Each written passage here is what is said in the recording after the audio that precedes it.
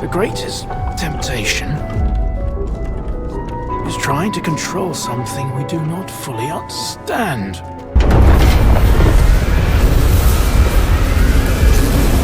But what do we do when faced with the truly inexplicable?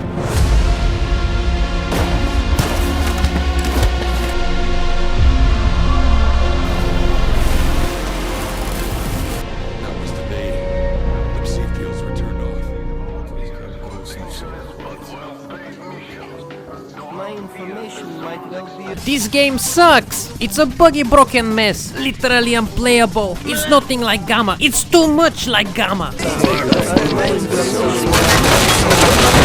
Враг Монолита! Искореняем! Rule number 1.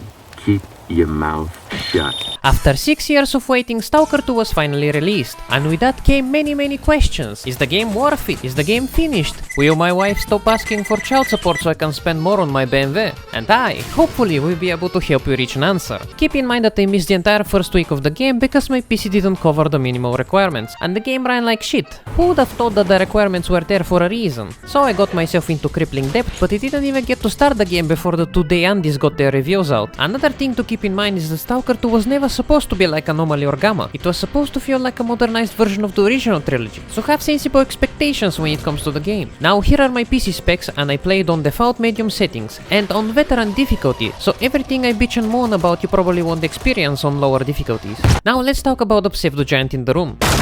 The performance. Was the game any good? Was it a buggy mess? Well, that seems to be something that varies from user to user. It's very inconsistent. Even with my specs, I had some moments where the game refused to be smooth and moments with zero issues. Luckily, I had more good times than bad times, but a lot can be done for optimization. With Unreal Engine 5 apparently being quite hard to optimize and demanding a lot from systems. If you want to know more about the performance side of the game, I suggest checking out this video from Vex. And I'm not too sure about how buggy the release of the game was. There was a period where you would see post after post of people complaining about the game breaking anomalies, but I simply didn't experience any of that. I had one bug where my audio partially died, and one where a quest NPC didn't spawn, but both were fixed by rewarding a save. Of course, there were plenty of small goofy bugs, but let's be honest, people play Stalker for this. Stalker fans literally pray the game breaks so they can laugh at the funny slavjank XD. And with a lot of new players coming into Stalker 2, it was only natural to have a split in the community. It happened with Heart of Chornobyl's release. Some loved it, some thought it sucked, and some people have issues other people just don't give a fuck about. I believe the state of the game is a bit over-exaggerated. Even then, I expect GSC to work hard to keep the main game bug-free. It's not like they have any other games to work on, lol. Okay, time for the actual review part.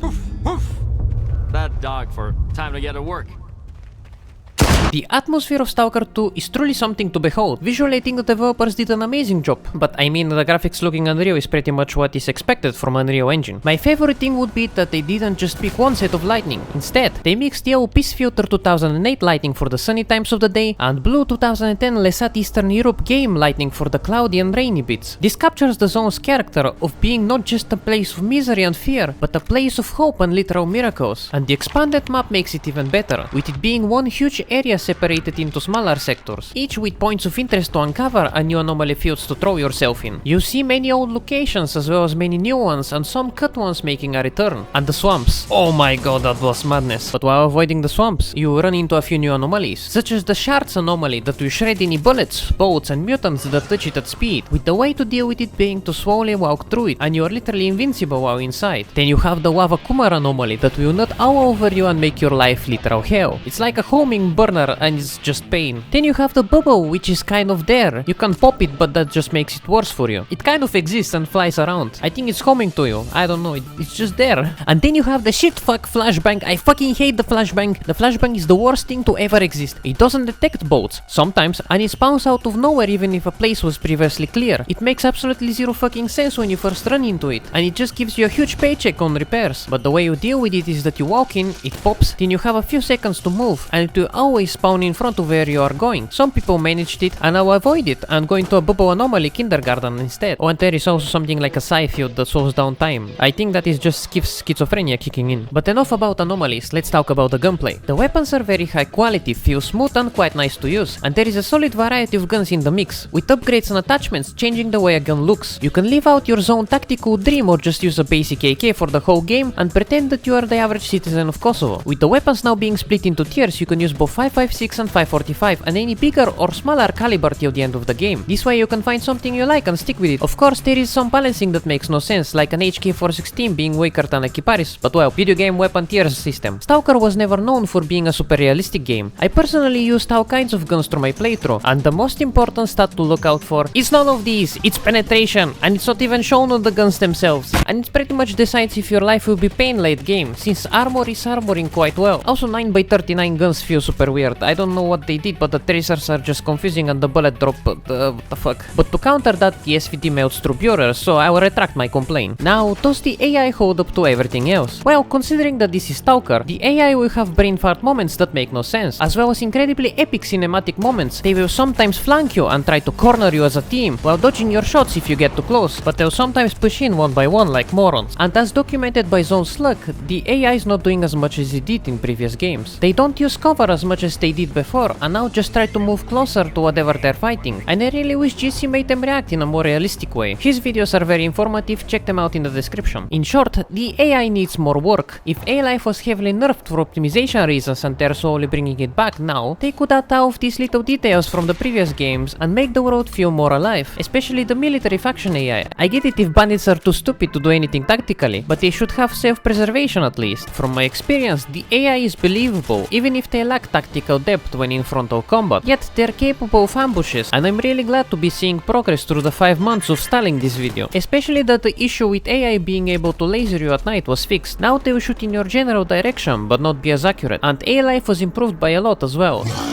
As in, it actually somewhat exists instead of just throwing random encounters at the player. You will run into mutants and stalkers, hear firefights in the distance or directly cause them. Overall, it's really moving in the right direction. Compared to Stalker AI, mutant behavior seems to be pretty basic. They will run at you, then run around to give you time to medkit after a hit, most of the time. The game seems to be pretty forgiving in some areas and absurdly brutal in others, with mutants using smell detection more than sight, and now every mutant has been given something to make it stand out. Blind dogs seem to be not so blind after the smell buff, and they hunt in large packs, usually just hiding in their own stumps and ambushing you when you get too close. The easy solution is to jump on something taller than them and they'll fuck off, but the second you touch the ground they'll come out again. I think keeping them very blind and unable to sense you're out of reach, at least for a while, might be a solution, as the Stalker wiki literally suggests picking them off from a high spot. This way it will avoid forcing the player to constantly bait and switch early game. Flashes on the other hand were made slightly more dangerous to fight, as they now leap at you for a knockdown. I don't know who the hell thought it was a good idea to have this skin truck pounce at you, and I might avoid asking, but I feel like this is a pretty shitty ability choice, as they're literally just a fat snork that is worse at snorking than snorks. I think their original idea of being a semi-neutral mutant that sometimes attacks if you provoke it or it's hungry would have been a more interesting design choice to show that it is just a mutated pig, perverted by the zone. But on the other side, it's been 10 years since Call of Pripyat, and the mutants could have evolved, and I'm not against the devs changing up the food chain of the zone. It's their game after all. Boars are just boars. They are very sluggish and quite tanky, but now they can charge and knock you down, but they seem to be a very rare sight. I literally ran into more bloodsuckers than boars just in the lesser zone, and the wiki description seems to be going in favor of flashes. Pseudodogs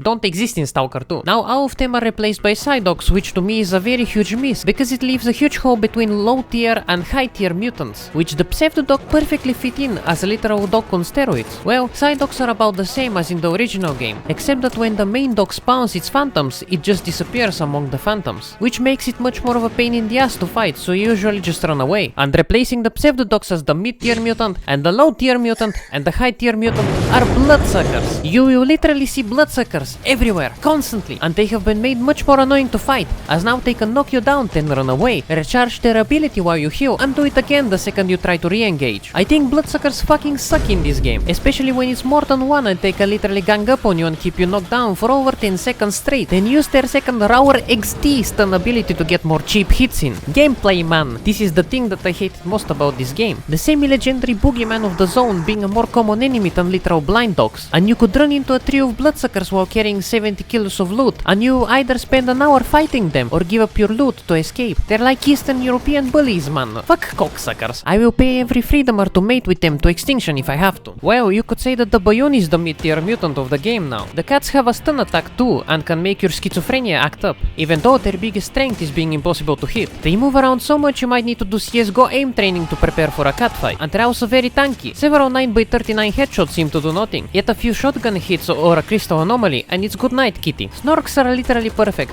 They are one-to-one with how it was in the OG games. Nothing else to be said. Poltergeists are similar to how they are in most mods. Invisible fucks that throw shit at you and do more damage with a bucket than a 7.62 ever will. They also build barriers when you hit them and usually try to avoid you instead of flying randomly. And sneaking around no longer works, which makes rushing them a better solution. There is also pyro guys spawning burners and the fart guys. Controllers are similar to the OG games, except you have far less time to react to the cybolts without the instant ear ringing. They also conveniently move your aim away from them so they can just skedaddle after an attack and come back once their ability is charged, making it a great strat to just rush them. And mirrors are both easier to deal with and harder at the same time. There is a cool animation of them snatching your gun out of your hands now, and they have a more predictable telekinetic shield, but I think this is the biggest change. Pseudo-giants are about the same, except faster, and their knockdown attack seems to be harder to dodge. I really suggest avoiding fights with pseudo-giants, as if a pseudo-giant fight is ever a choice. Lucky you, they are not very common, but it is much more of a boss fight than it ever was. They are more aggressive and don't randomly run away, but they are not as worse as chimeras. Absolute pain in the ass. For my entire playthrough, I killed only one chimera, and that's because I couldn't progress a quest if I didn't do it, and I did it by cheesing it as much as possible. Chimeras on veteran are a literal nightmare. They can one-tap you and they're incredibly mobile, more mobile than you will ever be. And if you see one in an open field, you might as well start loading an older save, as to save your pride from being raped by a two-headed truck. And there is also one new mutant in this game, the Hornhead, which is literally a tanky moose deer fuck that can spawn other mutants, but that's as special as it gets. Oh, and there is also rats, and rats. I don't know why the devs added only one mutant when there are so many cool ideas in the early concepts that would literally make everyone shit themselves. Like, please add the fucking branch mutant. Can you imagine the punch-hitting moment when you realize the tree you were chilling next to is an actual predator just waiting for you to get close enough? I think this is a mutant idea unique enough to make it into the game, and I believe some of these things need to be looked at again. But after yapping for way too long about mutants, let's discuss how the unique features that Stalker 2 brings to the game. Some of the smaller changes would be the redesign of stuff that was in previous games, like the crates with loot now having a distinctive look,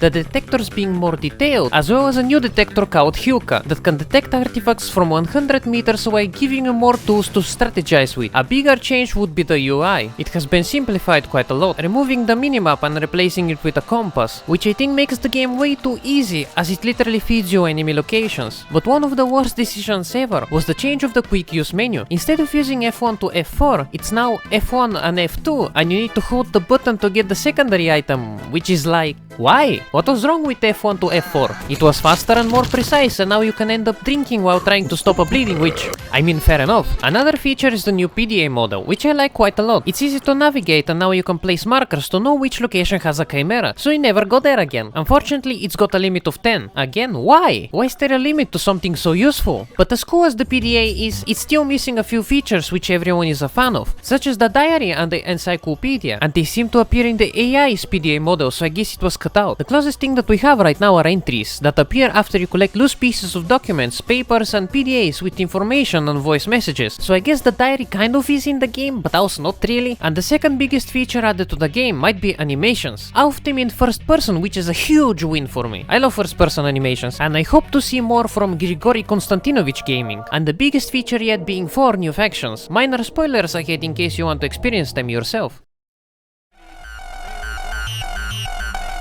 The Ward, which are pretty much the proper police of the zone. Sorry duty, try sucking less next time. The Ward will be a major faction through your playthrough, while they babysit the scientists and argue with every third loner, while forcing Skiff to complete puzzles and some shit like that. I don't know anymore. They're just ecologist military. Spark, who are pretty much clear sky wannabe pseudo-scientist fighters with a leader who's got quite a few loose screws. They believe in a shining zone, hidden within the radioactive piles of shit that lay within the zone, and are set on finding it. And while they're at it, they do everything possible to be a pain in the ass of the Ward, who they believe wish to exploit the zone instead of freeing it. Kind of reminds me of something. I wonder what happened to those two. Oh.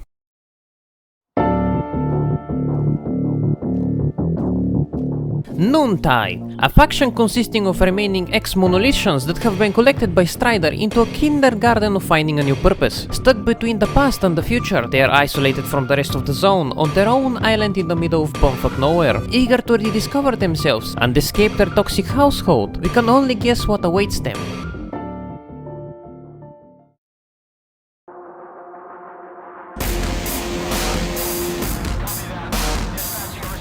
IPSF, the new recruits replacing the army boys, delivering the same level of competent incompetence that we have all grown to love. And just like the military faction, they have one job, and they suck at it, ending up in constant clashes with the zone's locals, and usually leaving the ward to handle any soldiering inside the zone. Meanwhile, IPSF are just eating each other while trying to survive in the harsh landscape of Eastern Europe. In a way, it's the same old, just rebranded.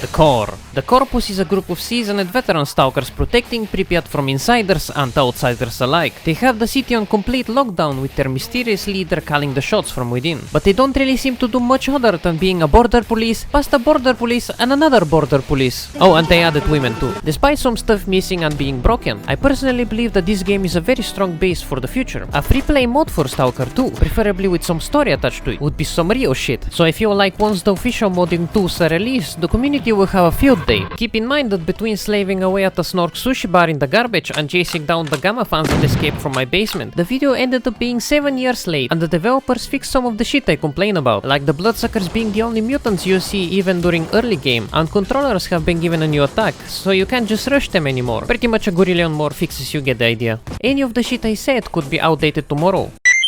What? They updated how the shit I already talked about? Motherfuck! Well, as it seems in update 1.Grueling Gazillion, they finally fixed the AI, so they finally use cover. Kind of. Not really. They also improved mutant AI, so they don't just rush you the second you walk into their smell range. They will now have an alert state and investigate your presence instead of rushing you straight away. And many more small changes, but that's all. For now. Oh, and I'm still waiting for Stalker 2 on X-Ray Engine. Now, after yapping about everything else, it is time to cover the story and the side quests, so expect major spoilers ahead. The side quests are all very detailed, and some of them even have consequences on the world around you, while some are more self-contained and just give you rewards. But unfortunately, there are not that many. Now finally, time to take a look at this clusterfuck of a story.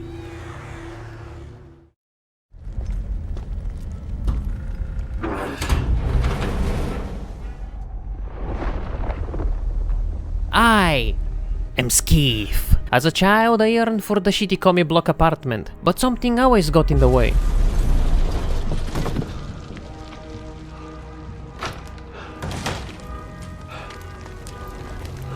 I hope this doesn't raise my rent. With Skeef's apartment now missing the apartment part, he picked up the only remaining thing, a shiny rock. Knowing that the Slavic social services would be completely useless, he had nowhere else to go but the zone. Together with a scientist named Herman, Skeef attempted to penetrate into the zone, fueled by the urge to sell his shitty artifact to Sidrovich for 3 billion rubles, with which he can buy the top property in Azerbaijan. Upon their calm arrival, Herman showed Skeef his thingamabob, which apparently does something epic with Skeef's rock. So, after they calmly discussed their plan, Skeef jumped over the fence and was now entering the zone of balkanization. Past the mandatory sewer level, Skeef's first task was to reach Dr. Nihoda, who can help him with the artifact, so he reached the bunker and started breaking in. Unfortunately, Shakarov's offspring wasn't doing so well. Oh well, he won't be needing his laptop. Time to play some Stalker.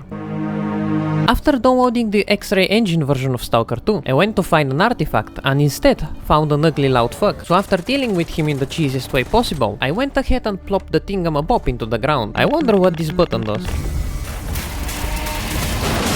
Ah, I see. But even after that, the scanner wasn't charged. I found another heated location to test out Herman's doodah, but it didn't seem to help much. As is the classic rule of video gaming, the third location prompted a cutscene, with unknown soldiers approaching Skeef's location, but before they could spot him, they were attacked,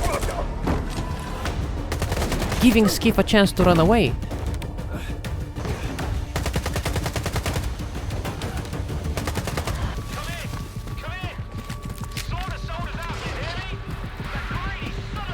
But before he could get away, he got knocked down.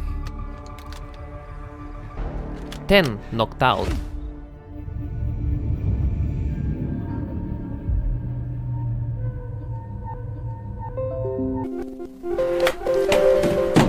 Exiting narrator. El narrador se ha cerrado inesperadamente. After a nap, Skeef wakes up in an open field, casually being snacked on by a dog. After spamming V, the dog magically disappeared, but then a man appears out of nowhere and hands Skeef a bolt. Why the hell would I need a bolt? Oh my god, it's the Anomalies tutorial. Eventually, around my 5th mental breakdown, I figured out how anomalies work and I got through the tutorial, so I followed this Richter guy to see what he had to say. Why is your ass still here? Head over to Zalicia and keep your mouth shut. Most welcoming Romanian. After going into the nearby village, you get your first taste of real zone life. Stalkers by the campfire, people drinking, an excessive male pattern boldness. Skiff is looking for the man that sold him out to his attackers, Solder, and the chief of the village, Gaffer, might be able to help. But then the cops arrive, playing tough while moaning something about their men being attacked while on patrol by a stalker named Squint. But who am I to judge? I got my whole polygon no water physics beer. I don't care what some zone hobo does. Seize them! Ah shit.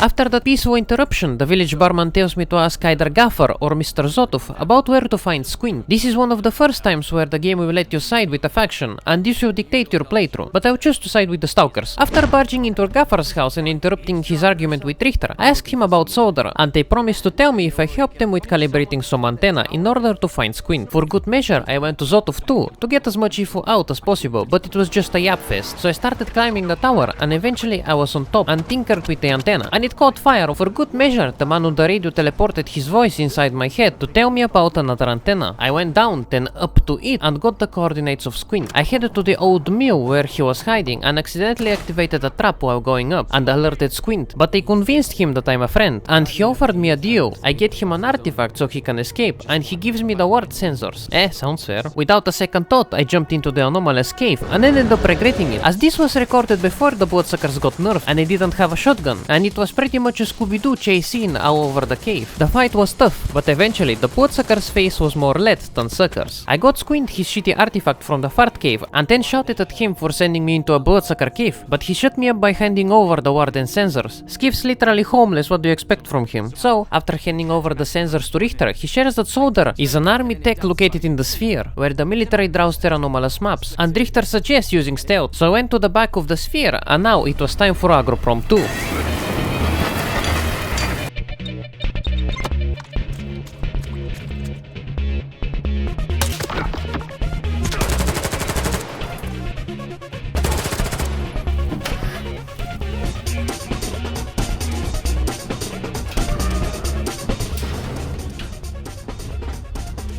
Oi, drop the gun.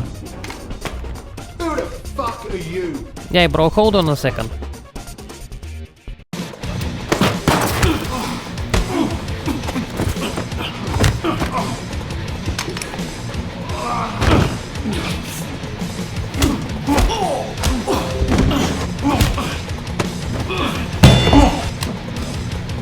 Where's my fucking scanner?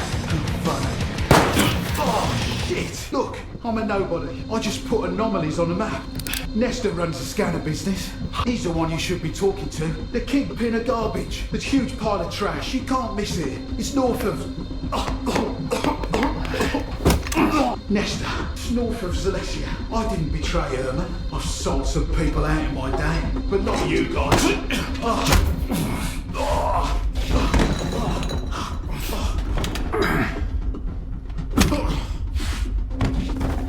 Piece of trash. Okay, time to get out.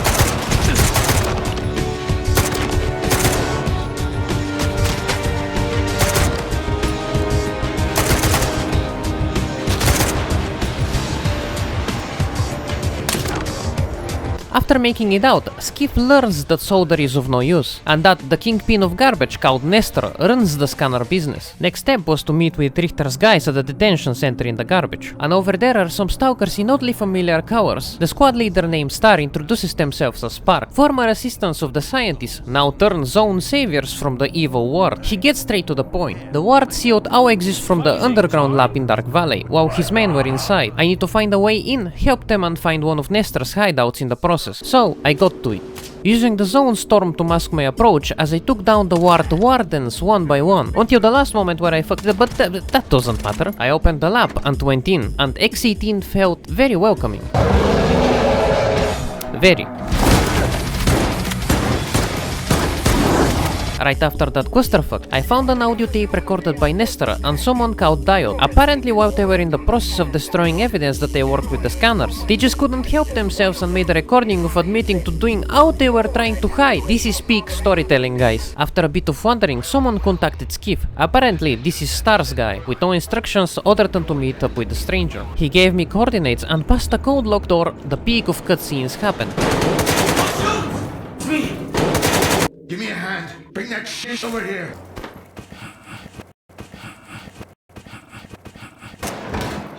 Easy, we've got an infinite amount of shit ahead.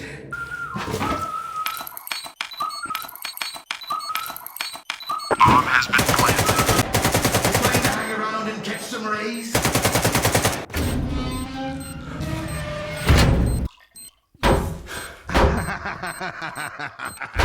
Open up, asshole!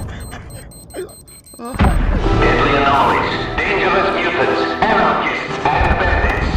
None of them will stop duty on this triumphant... What in the fuck? While making my way out, the bearded guy waved his goodbyes, then just stood in a pipe waiting for me to leave so he could too. So I returned to Star to give him the briefing, and he just thanked me, paid me, and sent me on my way to the big league, the slag heap. There, I met the man from Nestor's tape, the tech Diode. We get straight to the point. I solve his problems, and he gives me info about the scanners. Well, Diode spews that since Nestor disappeared, the garbage is in chaos, and only he and Nestor knew about the scanners. But seems like common thugs know about it too. As Diode's workshop was raided, he sent me to check if the leftovers of the attackers had anything useful on them. The workshop itself was surrounded by flashbangs, with the main entrance locked. After 20 minutes of off-camera pain, I eventually found an entrance. Inside the Fusterkak was the corpse of a bandit with a key card on him. With no other way out, I burned my ass up the ladder to the other side of the workshop. With nothing else around, I went to Diode to show him the key card. He says that it's a spare one for his workshop. Nestor's spare one. Diode has no idea who the bandits work for, as he's just a cog in the scanner scammer business, but perhaps Nestor's stashed notes could shine some light on it, so I went out to find them. After crawling through the entire trash pile, I reached the top and got on a crane. There, I found Richter listening to Narodnaya Solanka FM, so I'll give him his boat back. After the trolling of Richter, he showed me the amazing view and decided to get a little cringe.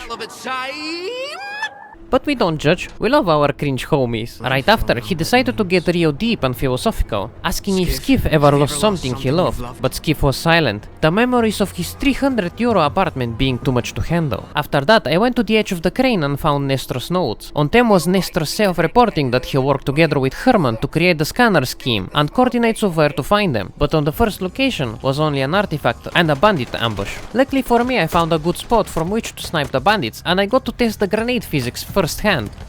Man, so cool.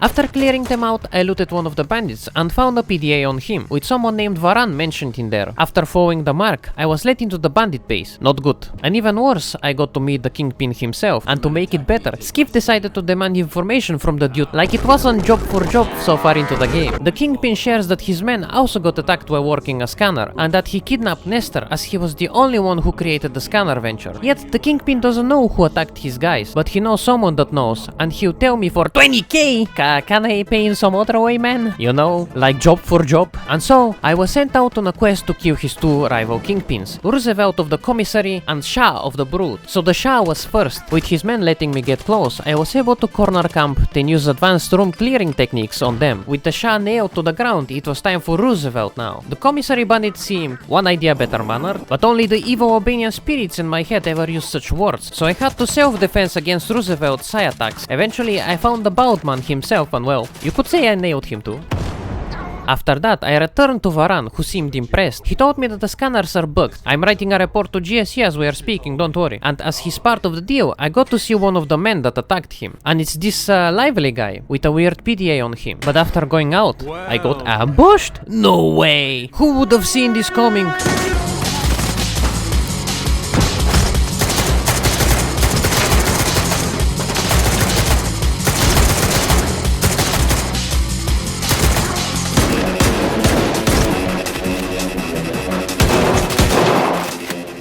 After getting out, a helicopter arrived. The ward had seemingly taken over the slag heap, with Diode being replaced by this balding guy. After a minute of silence, he told me Diode was up the stairs, and after the lag, a long-ass cutscene began.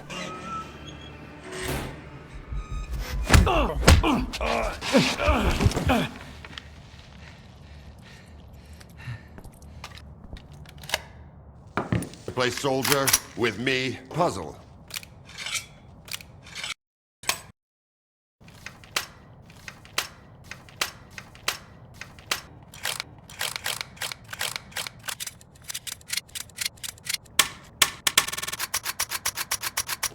Good. Only I can't decide Colonel, if I may. Give, right? I need all of us to understand the urgency of the situation, given the extreme importance of our mission. That goes for you too, Skiff. I hear you've managed to activate one of our devices. Diode said you asked him some questions. You got it to work at the old bridge, didn't you? There was a faded artifact in the scanner. What happened to it? Tell us what you need to know, and you can take the puzzle. I was attacked, just like your men. Scanner was stolen, and I'm looking for the scumbags who took it. Okay, maybe you know something I don't. Something similar happened to Varan, bandit from Garbage. He had a scanner and... What? Another goddamn scanner? Why are there bandits running around Garbage with your precious invention? Another scanner? Don't play dumb with me. At this point, there are more scanners in the zone than there are fucking stalkers. I don't know well, about I don't that. know if you're... Whoa, guys. Varan's men were attacked, but one of the attackers had this. Holy shit. A monolith puzzle. Now I can finally burn their fucking nest down. Wild Island. Fortifications. Colonel. 3. They're pretty heavily armed. Colonel! What? Please! What if the scanner gets damaged in the fighting? These are not stalkers, but former monolithians. No, this is out of the question. I can't bear to think about it! Maybe we should send some neutral person to the island. Someone who's already helped you. I mean us. Come on, think about the risk. We could lose the very thing we've been striving to obtain. Colonel, this is Otto. I don't copy. Please repeat. Colonel. Just checking in. Over and out. Thank you. Unfortunately, I haven't had a chance to introduce myself. My name is Dmitro Dalin, and I'm the head of S.T.A.L.K.E.R, a temple of science, a haven for geniuses. The scanner is the Institute's greatest achievement. But right now, all that really matters is the revived artifact at the heart of it. If you get it back, treat it in reality, mankind will be transformed. It will be over technology. It will all be thanks to you. Fix your courage. That's wonderful, man. But I'm here because the anomaly burned down my home on the mainland. This cannot be. But it did. Another of your miscalculations, eh, Einstein? Skiff, head over to Wild Island and find their leader, Strider. He'll know where the gang hangs out. And if you can persuade him, he just may tell you what kind of shady business they've gone and got themselves into. Take this. It'll come in handy if someone gives you the silent treatment. After whatever the fuck that was, Richter calls you over for a talk and tells you to visit the sawmill in order to see the other side of the zone. And so, I did just that, with yet another cutscene playing. We really are getting cinematic in here. A good man is always on time for lunch. Who said I'm a man? Richter, and the guys from the detention center. And me, Scar. Don't worry. What? You've got to use whatever's close at hand. And there are plenty of things close at hand in the zone. What? Like a scanner. I was told it was invented at the Institute. Who told you that? Darling? Nah, all their gadgets are just revamped Project X designs. They were found in the old labs. Project what? The zone harbors many secrets. There were scientists here way before the Institute, even before the zone itself came into being. What? Ah, so they're the ones that left us the goodies that we give to the Ward. You, don't like the Ward? The Ward have no desire to conquer the zone. They want to extend the Institute up to its borders. Darlin says it's all for the greater good of the mainland, but what does that really mean? It's perfect as is. People come to the zone to witness miracles. Our future is technology, and the zone's miracles are nothing but trouble. Trouble is what comes to those who come, and I have a funny feeling there's more trouble to come. Forget all that crap Darlin was spouting about a bright future. None of this is gonna end well. What do you want to achieve? Zombies! Relax.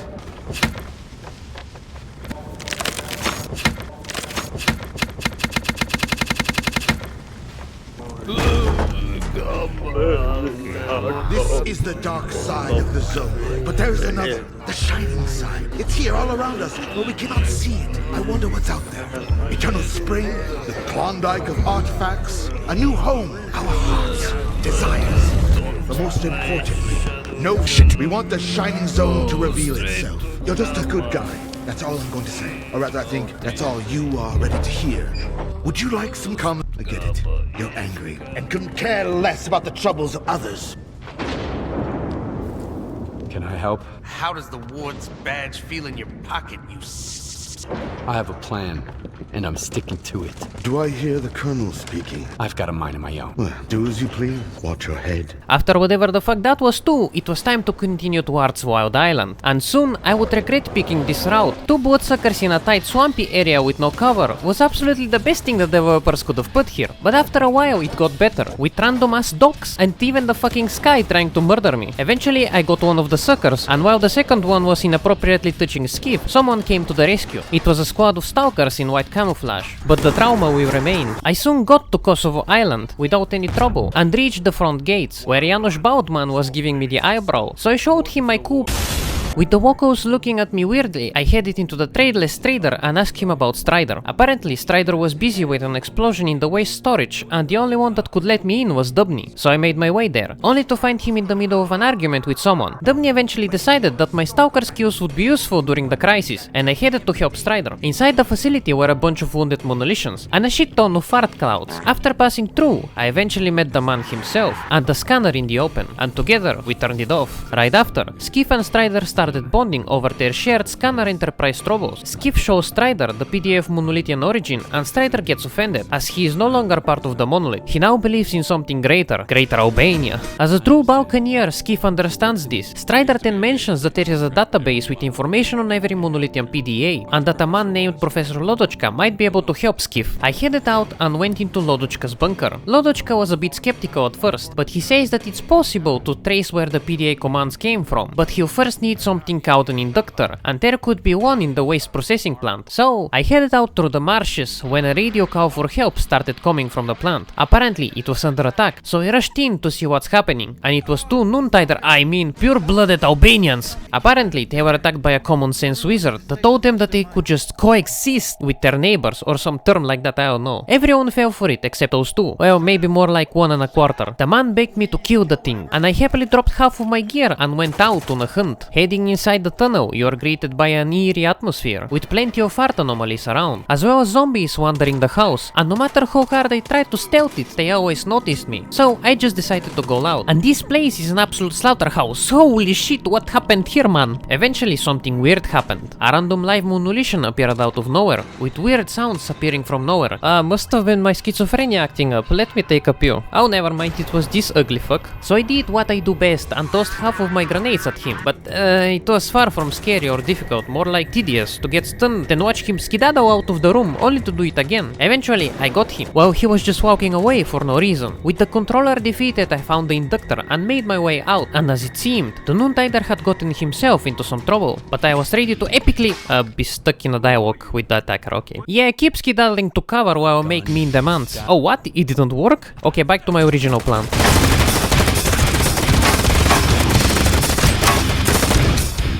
After that low FPS battle, Jumper was understandably upset that Dubny sent the mercs to kill them and decided to leave Noontide. Upon my return to Kosovo Island, I walked into something. Okay, wrong room, sorry. Now I was a witness to a century-old drama. Huge stalker drama, you could say. With Faust believing that Kosovo is Serbia. Once we were his children, and what are we now? But Strider is not having any of that, with him firmly believing that Kosovo is rightful property of Albania, with him arguing for decades, centuries, light years since the dawn of civilization, with neither of them reaching a conclusion. It was Faust who decided that it was time for a change. I am blind, but it is you who cannot see. Go, coward, in your hole, hide from the past, hide from his light, hide from yourself.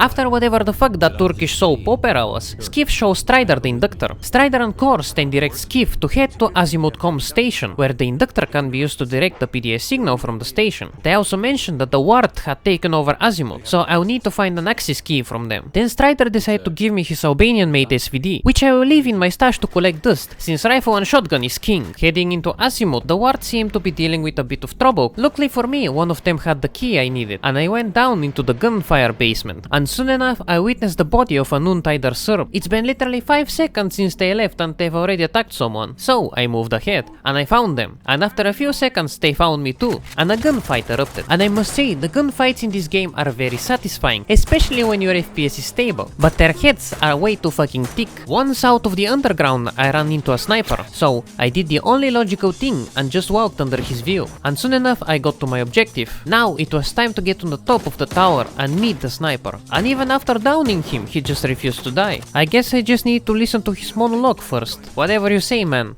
Anyway, Skiff installed the pseudo lava lamp, and now it was time to hear the transmission from the PDA. And oh my god, can you believe it? It was Faust! No way! Who would have seen this coming? Now the next step was to get into place called Icarus, which happened to be a ward base, so I showed the guards the shiny and then moved up to the ward captain. Skiff straight up tells him that one of his men is sussy, and the captain suspects it's the doctor with whom he had argued earlier, but I decided to talk with the smartass to see what he has to say. He thinks that it's impossible for a monolithian to sneak in, but offers to do another check. First I would need to grab the data from 3 antennas spread across Icarus, one on top of a water tower, the second 50 meters away from the doctor, and the last one on some building near the base. And it turns out that Skiff is correct. There appears to be a side disturbance in the base, and it could be the captain's most trusted man called S.T.A.L.K.E.R, who had checked everything and found nothing. But the professor detects something underground, so I headed into the 7th basement so far, and in the end was a conveniently placed psi emitter. Asking Dr. Krivenko about it, he says that this was an old monolithian psi beacon, and it is S.T.A.L.K.E.R who put it there. To top it off, S.T.A.L.K.E.'s psi signature seems to match the monolithian's. Someone must be controlling him. Wow, I really wonder who that is. The doctor gave me the last coordinates of S.T.A.L.K.E.'s brain vibes, and I headed into Echo Station, and from the gates themselves, you could tell it's gonna be fun in there. And soon, I ran into him. Time for another rambling session. Oh man. You have to understand me. The small must not stand in the way of the great. So, I offered him some aspirin, but he seemed to need a lobotomy instead. And on his PDA was a long-ass essay that says, and you won't believe this, it was Faust that brainwashed him. So, I just retuned some antenna for never mentioned reason. After that, I downloaded the Clear Sky Anarchy Cell Pre-Alpha build hidden in GSC's root cellar, and an audio log began. It was Faust. I'll let this play by itself.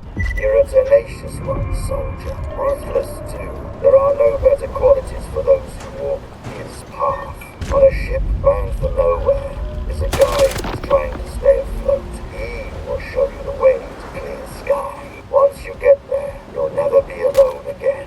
Come to me. After walking around in search of a guide, I eventually found Richter once more, who has seen better days, but I guess he's just using standard Balkan medicine. Asking if Richter knows a way to clear sky lands me a one-way trip to a long and emotional story of his own failures as a guide. He says that until he becomes a true guide, someone who knows the zone for real, he's not taking Skiff anywhere, but he suggests speaking with Nimbo. Apparently, he's been to clear sky multiple times, and is currently out on a hunt with Trapper. So, Richter sent me their coordinates, and now it was time to meet the zone legend. Asking Trapper about Nimbo, he explains how he sent Nimbo to a Snork cave to blow it up, but he hasn't returned, and no explosions were heard. Soon after, Trapper agreed to give me Nimbo's coordinates, but then the real hunter arrived, the Hornhead. I followed Trapper to the beast and the fight unfolded, with the Hornhead spawning boars up my ass, and knocking me down like every single fucking mutant in this game. Holy fucking shit, Skiff, get a grip! Eventually, after I finally managed to reload, Trapper had already shown the nature tank, the power of natural resources. I guess it's kinda sweet for the old hunter to complete this. And now, I headed into the Snork cave, with gunfire in the distance and corpses littered around. I was getting closer. Following the sounds, I was eventually in a cutscene with Skiff's pistol once again. And there he was. Wait, is that a fucking bomb?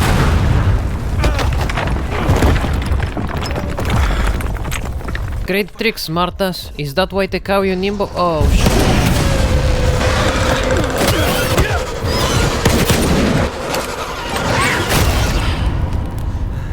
You good now, bro? 2 close calls in a minute. Not cool. Fucking Snorks, man. But eventually, Skiff puts 2 and 2 together. You were asking about Clear Sky. This is the man that attacked him. That's horseshit, man. I ain't been back at the old bridge in a long time. And they get into a fight. With Nimbo outgunned by Skiff's PM, he spews the tea. It was Faust that ordered the attack, because of course he fucking did. And for Nimbo, it was nothing personal. Just a shady customer. Skiff is not very happy, but spares his life. Stop pretending. Nimbo then shares that he guided Faust and his men to clear sky, even though Faust can casually walk through the swamps by himself, and that he has even turned the Clear Sky base into his own. When asking Nimbo how to pass the swamps to Clear Sky, he suggests not to do that, but Skiff is quite persistent, and Nimbo just shows him the way, and warns him of some side beacons set up by Professor Kalancha as defenses. After that, Skiff lets him go, and it's time to head into the swamps.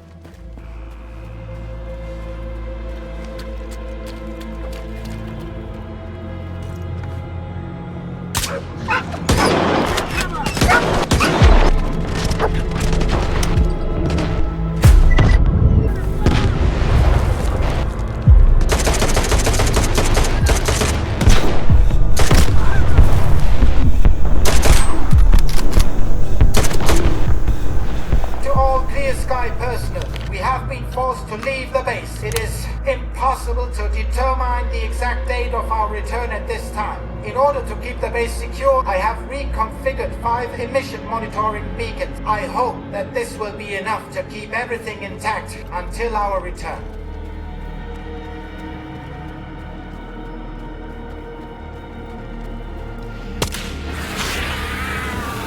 I smell bullshit.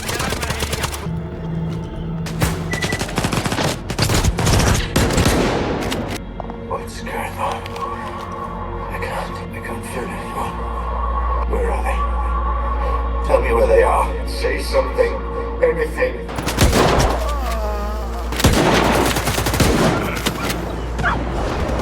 Kill yourself now! Kill yourself!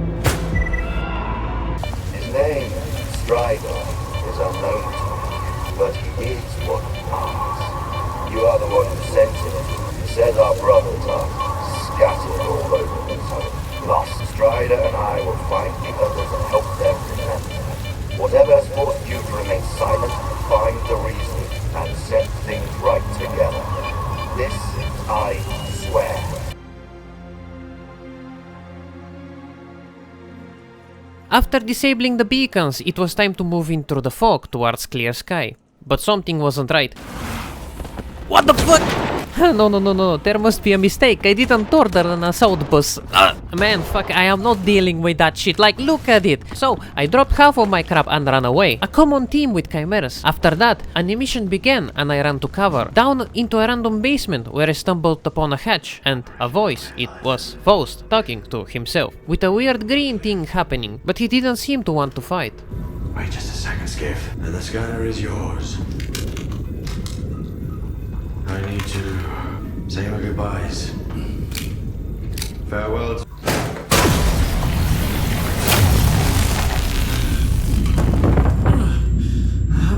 After a quick nap, Skiff finds the room empty, and the scanner at last. Finally, I can buy a new apartment. Oh, well, this is probably the saddest sight I've seen so far. Nothing is left from Clear Sky. Maybe Kalancha is out there somewhere, but I must move on now. The swamps were quiet now, with nothing but rain and anomalies lighting up the sky. Eventually I made my way out, then Strider contacted me, requesting Skiff to talk to him before heading to S.T.A.L.K.E.R. So here they are, S.T.A.L.K.E.R and Strider. This is some Lost Alpha fanfiction tier shit, but there's something off about S.T.A.L.K.E.R being so eager to help for no reason. Well, he shares that the Ward moved the Wish Granter from the CMPP to S.T.A.L.K.E.R. He believes that the monolith is way too dangerous for Dalin to handle, and Skiff's job is simple: get in, find if the monolith is really there, and help Strider to get inside in order to save the zone epically. But before the show is finished, the Ward attacks, and I needed to pick a side, so I sided with Spark. Unfortunately, my aim didn't side with me today, and after that fight, I finally headed to S.T.A.L.K.E.R. And this place is quite a contrast from the usual zone, with fancy doors and announcers. Walking through the front doors of the Institute, I am greeted by a very excited and slimy Dalin. Man, his face is just so punchable. Anyway, I headed up the zone's slowest elevator, went to his office and fucked around with his shit before sleeping in his bed. Then back down the zone's only functional elevator, and here is Dalin yet again. Oh man, he's gonna yap some more shit now. Apparently, the artifact that Skiff brought into the zone was an alpha artifact, capable of connecting to the generators, the center of the zone. With it, Dalin and the eggheads can solve global problems and push humanity beyond its limits. And how will they do it? Fucking artifact farm. The dude can literally create moonlights in a lab. My guy, you are literally producing energy. But before Dalin can yap some more, an anomalous containment breach happens.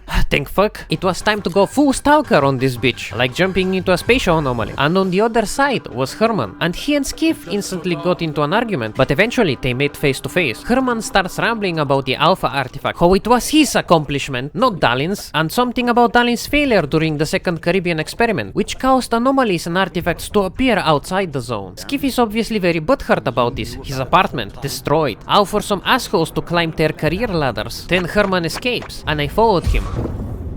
Look at that, a throwback event. After escaping the spatial anomaly, I returned to Dalin, specifically to beat the shit out of him. Korshunov calms the situation down, explaining that during the second Caribbean experiment, they were attacked by Scar saboteurs, and that caused it to fail and blow up a random apartment in Kiev. After everyone calmed down, Dalin resumes the experiment, but Skiff demands that he test it himself, as this is his own artifact, and the thing he'll be testing. What you want is the Wish Granter. Skiff sees visions of the past, of a Stalker that reached the monolith, and he makes a wish.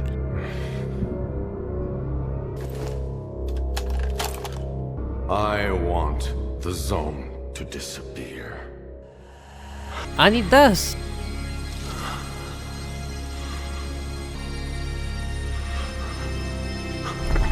Then it all turns to black. But I will leave the other bits of fan service for you to experience yourself. Eventually, it's Skiff's turn to make a wish, but this is a trap. Korshunov and Dalin set him up. The Ward no longer needs Skiff, and they attack him. And they throw everything they have at him in endless waves of fighters. But eventually, Skiff faints. He wakes up on the ground in front of the Wish Granter. He's out of it now. Turns out it was all an illusion, even if it was too real. But this confirms that the Alpha artifact is real, and Dalin's next experiment can continue. But before that, Skiff is sent to meet someone. He enters a dark room with a man tied to a chair. It's Herman, begging me to tell her some shit. Who's her? The Ward girl boss, obviously. She apps some shit about Herman working with Faust to kill every victim of the scanner stratagem. And I'm given a choice to either kill or save Herman. And of course, I saved him. Why would I bother, man? This yapping session is long enough. I don't need your monologue. Oh, and she's doxing Skiff now. Okay, at least he got a Siggy and a TV. Akata suspects that someone is trying to stop them from conducting the experiment. Of course, I don't know what she's talking about. Skiff, come in. Are you there yet? See if you can get to the labs and find out about the monolith. God fucking damn it, Strider. Eventually, I made my way to a room with non-tiders and wardens, and I already knew who I'd side with.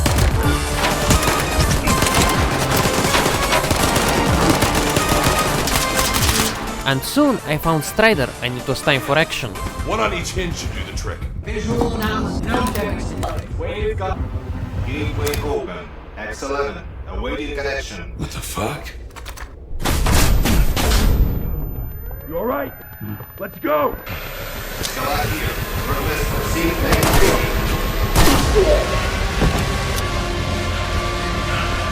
Out the fucking way! Connection established.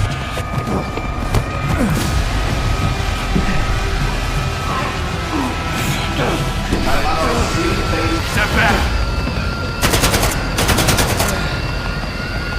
It's done. You motherfucker!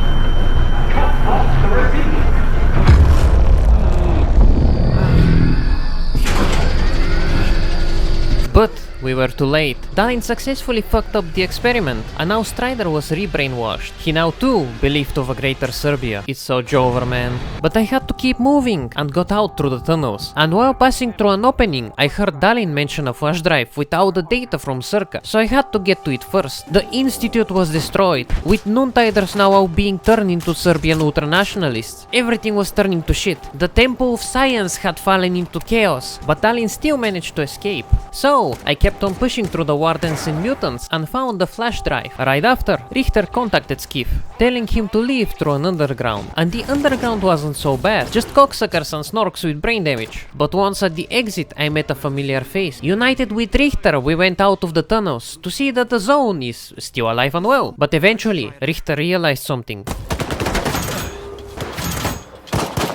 Why are they shooting at us? Why are you shooting at us? We're with Strider! Dud.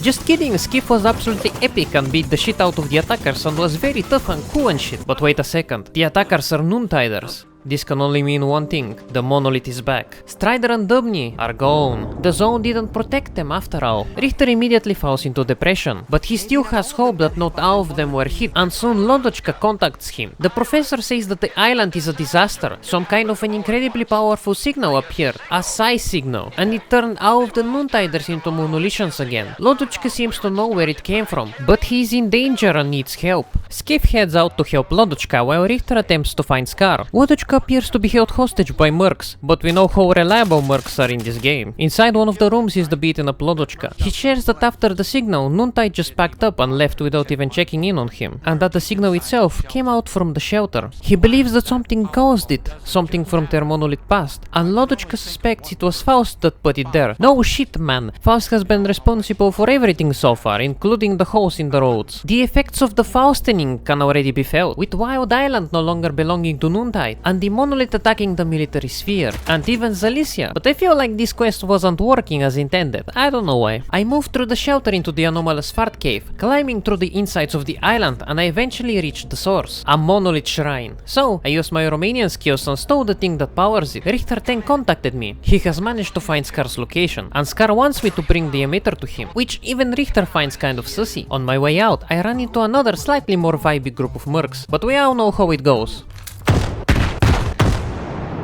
When will they learn? Bringing the emitter to Lodochka, he shares that it's an emitter that was used to control the monolithians through a psi frequency they cannot resist. Soon I went to S.T.A.L.K.E.R's location. Skiff approaches him and shows him the emitter. S.T.A.L.K.E.R then starts yapping how the ward is about to attack the Duga, and that the lamp will be very useful in thinning out the ward's ranks. But Skiff refuses to be a part of this, and this triggers something in S.T.A.L.K.E.R. Man, a long time ago, I woke up. There were men, took care of me, all while together in a little box. I wanted to help them. During one of my trips, I stumbled upon the shit plant. Yes, sure, another shit monstrosity, but back then, it was like a shit to me. So those good men moved there. It was the first shit group we kept to ourselves. Even during the new faction war, until one day, bam, bam, bam, thieves rule and wardens rule. The ward. The ward! Sure, you can take my bloodthirsty plan as war. You, him, you came too, didn't you? What's the point, Scar? What's the point? We're all to stand upon shit through death, through darkness thus. I choose the nets that swallow me. This mortal coil failed us. Do what must be done, and the mystery will shit itself. That I know for sure. As for you, just have shit.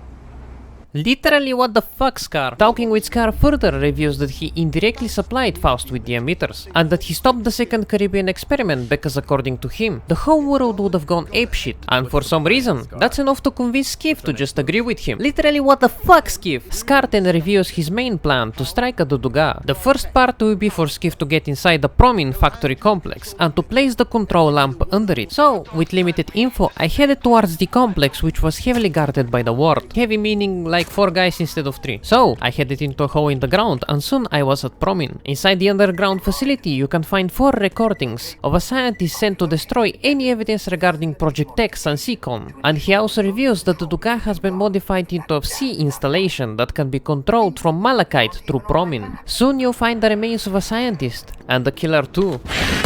But the usual solution seemed to work on him too, and now it was time to enter the main facility, which resembles one of the cut locations from Shadow of Chernobyl. Putting down the emitter activates the machine, posing with psi energy, and as pretty as that is, it was time to leave. But the ward had found me, and they were more heavily armed than ever. Promin must have been very important if they sent so many men. Once out, I went to S.T.A.L.K.E.R near Duduga. He shares the next step in his plan. His men will distract the main checkpoint, while Skiff goes through the tunnels and eliminates the monolith leader. And so the plan was put into effect, and soon I was in front of the main base itself. But the second I walked in, I got bombed by both sides.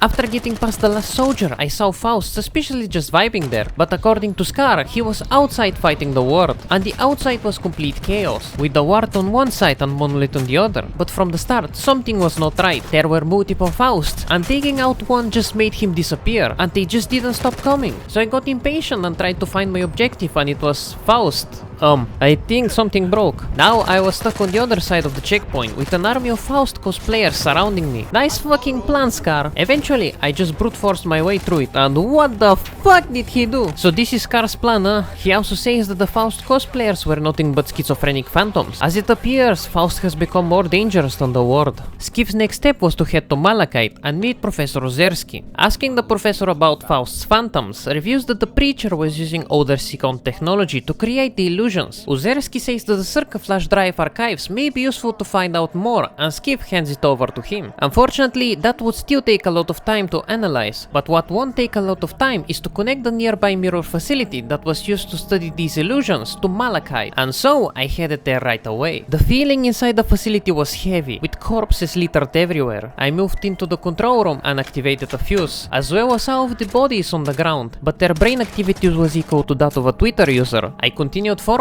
and saw an unknown man in the facility, but he just walked away silently. And this place was trying to be all spooky and shit, slamming doors closed behind me. Eventually, I managed to catch up with him. Unfortunately, with all zombies in the room waking up once more, the Walking Dead were soon the not so Walking Dead XD. It was a controller attack, so I tried to push him, but he hit me. And then the game just turned my aim away so he can conveniently walk away. Just fuck off, get that controller shit out of here. Finally, I was in the main control room. I pressed the button, but something was blocking the way. Well, should be easy enough. Oh no. Cheese.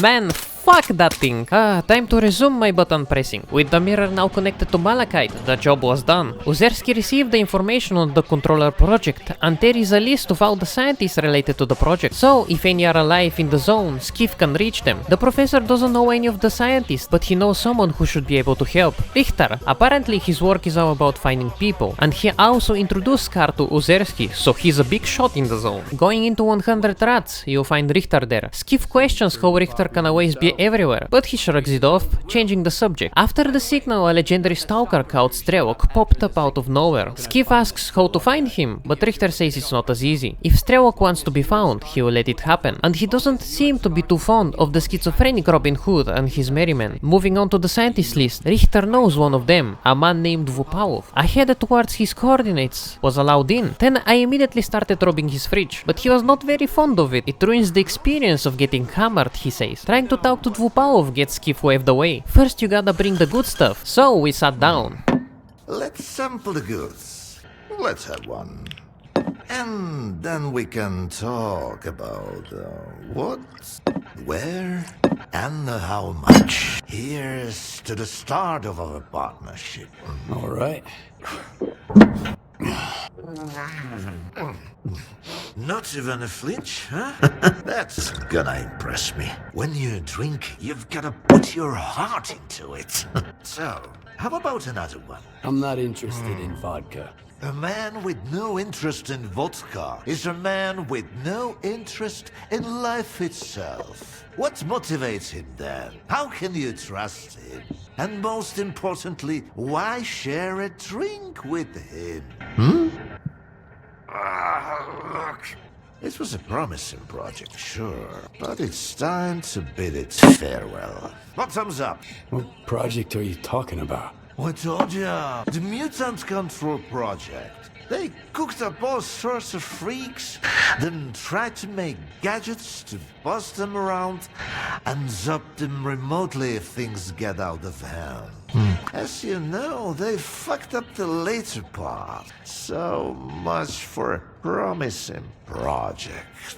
How about a drink? Let's have another one. To abstract thinking. How about another one? Another one. Another one. If man, then vodka. So go ahead. Ask your questions. How destroy phantoms, defeat someone, illusions. Vodka. I was sober. Ha ha ha. Impossible. Of illusions. If you're really so eager, drag your ass to X5. That's where the circus used to be. Find a blueprint for the suppressor. I'm all out of vodka anyway. Come on, I'll give you the key card for the lab.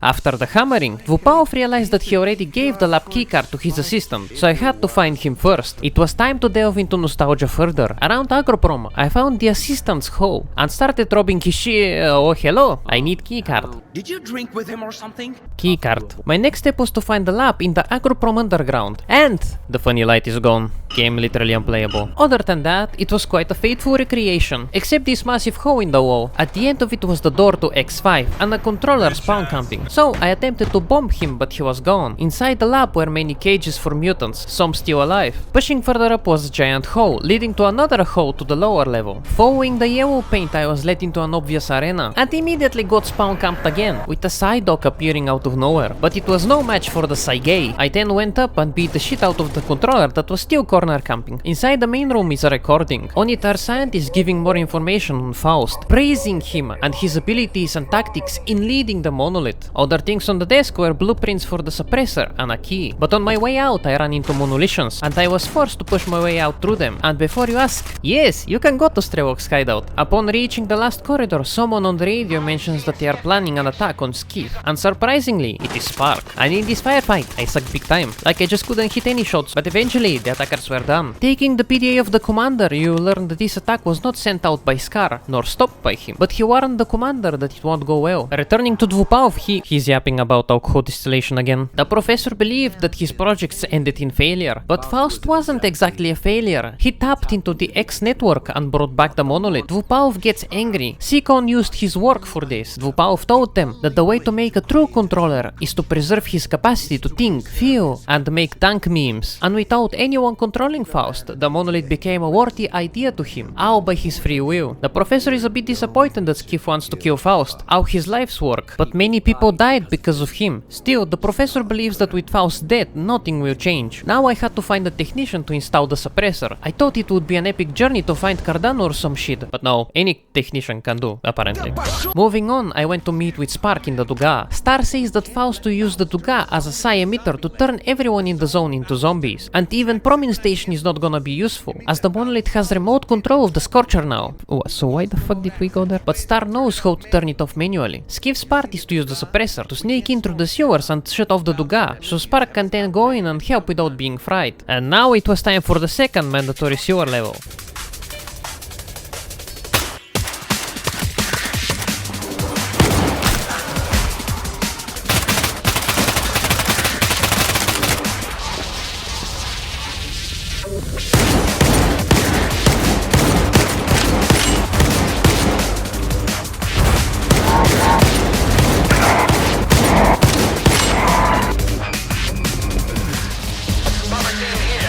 Mission complete. Let's keep the fanatics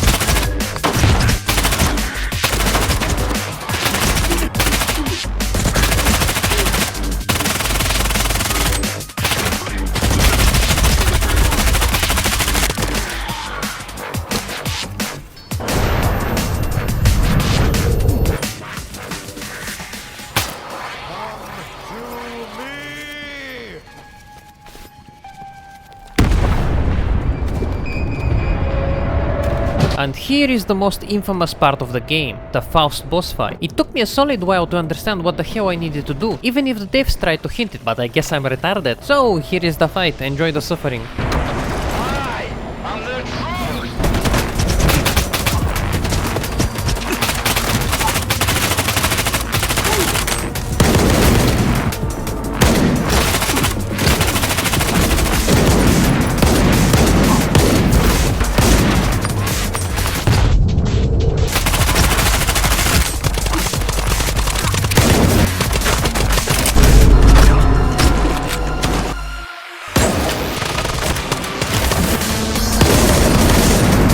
Fuck up. No one cares. Just shut the fuck up, please.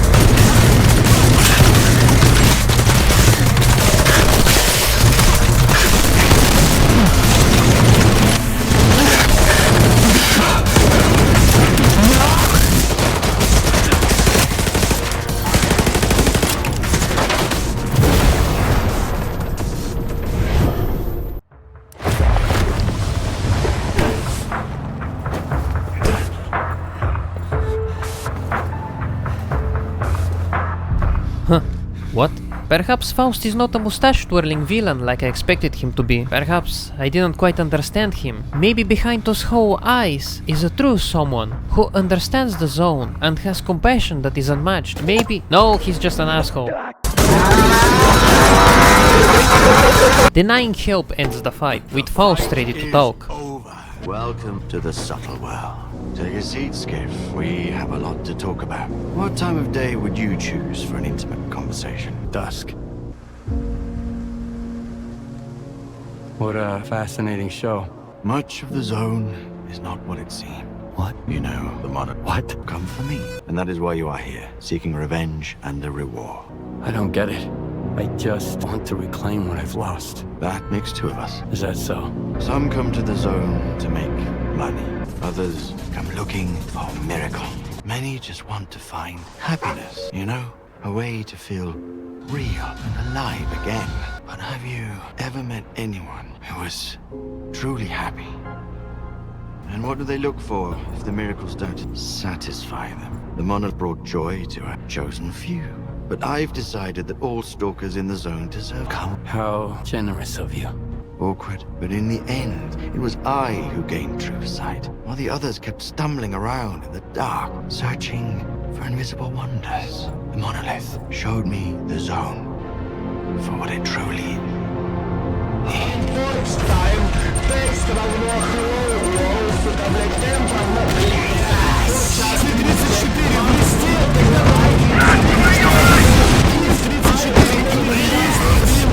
Is this the real zone? Define reality.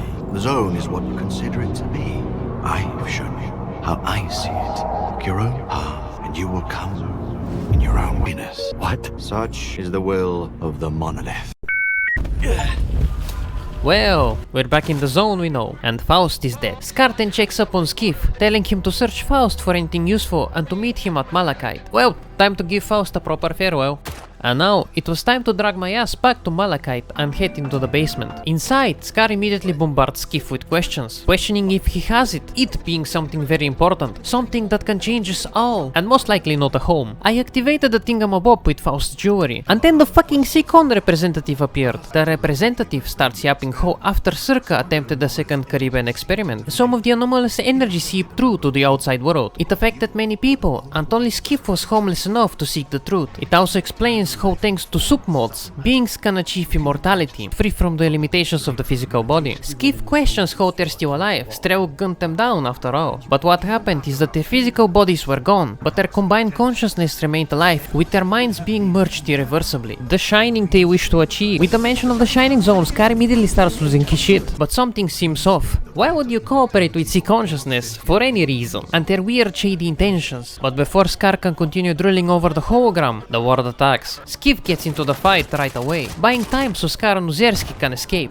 But this time, the ward is as heavily equipped as they can get, and I kept messing around with broken guns I stole from them. Eventually, it was time to get out of there and meet S.T.A.R.K.E.R in a safe spot. He immediately continues drooling over the miracle, but Skiff is having a hard time believing it. For that, S.T.A.R.K.E.R blames the route interruptions by the ward and plans the next step. They need to find the X-Network Center, where a thing called the Visiograph is located. He doesn't know where to find it, but he knows someone that should. S.T.A.L.K.E.R. To find him, Skiff will need to track down the Doctor, as he is the only survivor from S.T.A.L.K.E.'s group. S.T.A.R.K.E.R doesn't know where to find Doc, but it is said that he is often sighted in Red Forest, and it was time to head to the north. But the hunters in the Red Forest weren't doing so well, with one of theirs having been killed by mercs. Asking them how to find the Doctor, they immediately pull a gun on you, accusing Skiff of working for the mercs. Then the dude just disappeared, lol. Skiff explains that he's looking for S.T.A.L.K.E.R and that Doc knows where to find him. The hunter is not sure where the Doctor is, but maybe the mercs that asked about him as well have some leads. So I agreed to help the hunters to deal with the mercs in order to find Doc. Going to the place where the hunter was attacked, something wasn't right. Cats were there now, so I blasted them to oblivion where they got lost, and on the ground was the hunter's bloody PDA. It revealed that Grey was planning to sell out the Doctor to the mercs, but he got attacked first, with his mate Tundra being game-ended, and before he could escape, he was captured as well. Following the PDA coordinates, I found dead stalkers, put down and tied, as they were part of some ritual. Oh well, let's see what this guy has. On Tundra's PDA is a message, warning to the Doctor not to come out, that the mercs are searching for him, and that they are near the village, and my next goal was to head right there. But someone got to the mercs first, with only one of them being barely alive. He shares that they were looking for the Doctor too, but that he got to them first, and apparently, he killed the hunters too, blowing straight through the radiation and anomalies. The merc also reveals that his client is unknown to him, but the other squad sent to Wild Island that I, bombed, was working for the same client. Suddenly, Wolfhound comes back from the dead on the radio and reports seeing the Doctor near the cemetery, and the second I arrived, they opened fire. So I had to give Wolfhound and his crew a quick reminder to go back to 2012. In the distance, I noticed something strange, so I immediately jumped at it and killed myself. After that, I headed around on the less obvious yet obvious road to take, and soon I was near the bubble. I do not wish to know now, and inside the bubble was Strider and the Doctor. The Doctor approached me, not wanting Skiff to hurt Strider. It becomes clear that it was Strider who attacked the mercs and the hunters. He used them as bait, because he doesn't know how to make an appointment. Doc asks Skiff what he wants from him. Skiff responds that he's looking for S.T.A.L.K.E.R, but the Doctor brushes Skiff's question aside, being much more focused on stalling the story. I mean helping Strider. Skiff questions if there is still a chance to help him. The Doctor shares that Strider is lucky to be a monolith, as there is a former Monolithian hospital nearby, and there Skiff can find a device called the bullshit plot device that heals even the worst brain damage on Monolithians. Then Doc shoos Skiff to fuck off and go and get it, and he also requests to keep the injured Monolithians alive, so it's stealth time. And I'm amazed how well they recreated the feeling of the Balkan hospitals, down to the small details, and the stealth is not bad. The Monolithians are conveniently located in the dumbest spots imaginable. Ah yes, I too love looking at dark hallways and generic crate props in a dead end. After venting for a bit, we end up in the new wing. There you see a bunch of Monolithians taking naps, and whatever the fuck this guy is doing, so don't mind me, I will just be yonking that. But they appear to mind it, somewhat. Well, not all of them. Returning to Doc, you get to explore his house, and it's honestly really cozy. But the second you get to his basement, the door is locked, and you can hear chaos from inside. Skiff breaches the door and sees Strider attacking the Doctor, so he jumps in to save him, which goes very well.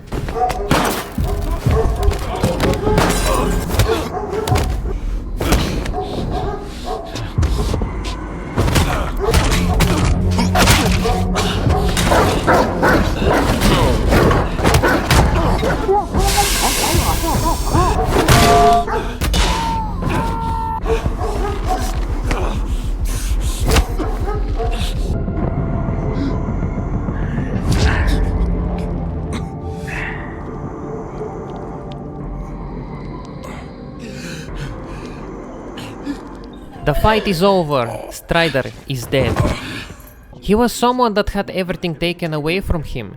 his past, his ability to fight back, and even his name. And I'll leave him here for now. The doctor starts yapping. After years of work, a group of scientists managed to tap into the noosphere, the Earth's poverty field, to achieve the unattainable, to enrich the Balkans. But S.T.A.L.K.E.R was selfish, motivated by worldwide fame. The truth couldn't come out about the secret labs and brutal experiments, and so they got carried away. And decades later created a zone in our image. Doc was there during the S.T.A.L.K.E.R project. He admits he was once as deluded as them, but his doubts were stronger than their confidence. And once the experiment happened, one of the pods was left empty. His pod. The doctor reintroduces himself as Dr. Kaimanov. Choosing between Skiff and Strider wasn't easy, but if you don't make the choice, someone else will make it for you. Skiff tells Doc that S.T.A.L.K.E.R is still alive in the form of S.T.A.L.K.E.R. Doc refuses to believe that it's still going on. He thought S.T.A.L.K.E.R finished them, but Skiff spoke to them through the visiograph in the bootleg Yantar. He further shares that his motivation to leave S.T.A.L.K.E.R is because he believes in humanity's freedom to have their own independent thoughts and decisions. Skiff questions Doc about pseudomatter, and he shares that it was a theory made by Valentin Dalin, the leader of S.T.A.L.K.E.R. How do I make this part less boring? Pseudomatter le preserve a person mind and personality. When asked about S.T.A.L.K.E.R, Doc says he has no clear idea where to find him, but maybe someone else does.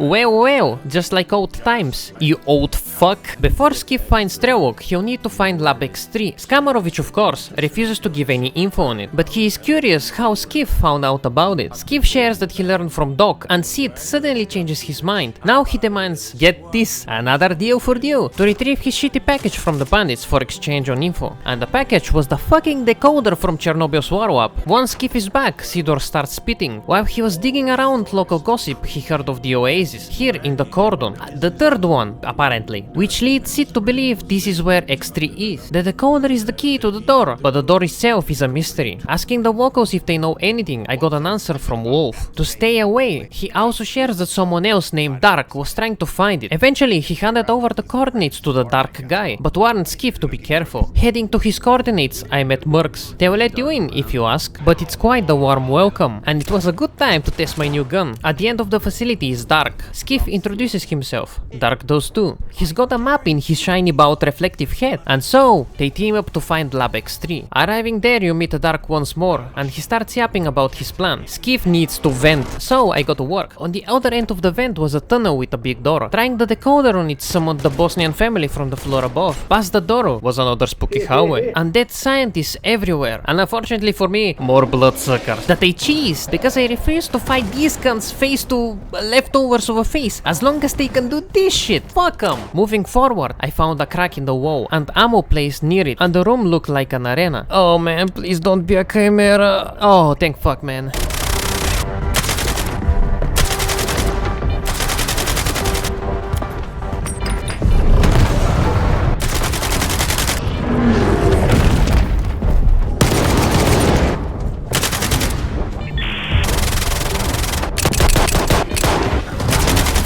And time for today's sponsor, Stalker Behavior.